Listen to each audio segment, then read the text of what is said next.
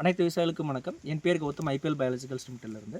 நம்ம இன்றைக்கி சேலம் மாவட்டம் கருமந்துறை அப்படிங்கிற ஒரு ஊரில் இருக்கோம். இங்கே பார்த்திங்க அப்படின்னா வந்துட்டு மேஜரான கிராப்ஸாக என்ன வச்சுருக்காங்க அப்படின்னா வந்துட்டு பாக்கு, மரவள்ளி இந்த மாதிரியான கிராப்ஸ் வச்சுருக்காங்க. அதில் இந்த பாக்கில் வந்து நம்ம ஸ்டார்டிங்லேருந்து என்ன பிரச்சனை நம்ம மேற்கொள்வோம் அப்படின்னு பார்த்திங்க அப்படின்னா வந்துட்டு முதல்ல வந்துட்டு சத்து பற்றாக்குறையும், ரெண்டாவது வந்துட்டு பேன் பிரச்சனையும் வந்து இலைப்பேன் பிரச்சனையும் இந்த இதில் வந்துட்டு அதிகமாக வரும். இலைப்பேன் வந்துருச்சு அப்படின்னா வந்து நம்ம வந்துட்டு நார்மலாக கெமிக்கல் நம்ம என்ன கொடுப்போம் அப்படின்னு பார்த்திங்கன்னா ஸ்பைரோமெசிஃபென் அப்படிங்கிற டெக்னிக்கலுக்குள்ளே நமக்கு அந்த இது வந்து நம்ம கொடுப்போம். இது வந்துட்டு பார்த்திங்க அப்படின்னா வந்து உங்களுக்கான தாக்குதலுங்கிறது ஓரளவு கம்மி பண்ணாலும் இது வந்து முழுமையாக உங்களுக்கு அகற்றாது. இதுக்கு நம்ம கெமிக்கல் இல்லாமல் பயாலஜிக்கல் நம்ம என்ன கொடுக்கலான்னு பார்த்திங்கன்னா கிறிஸ்டுலா தாம்சானி அப்படிங்கிற ஒரு நுண்ணுயிர் இருக்குது. அது நீங்கள் கொடுத்தீங்க அப்படின்னா வந்துட்டு இந்த இலைப்பேன் பிரச்சனைக்கு வந்து ஒரு முழுமையான தீர்வாக இருக்கும்.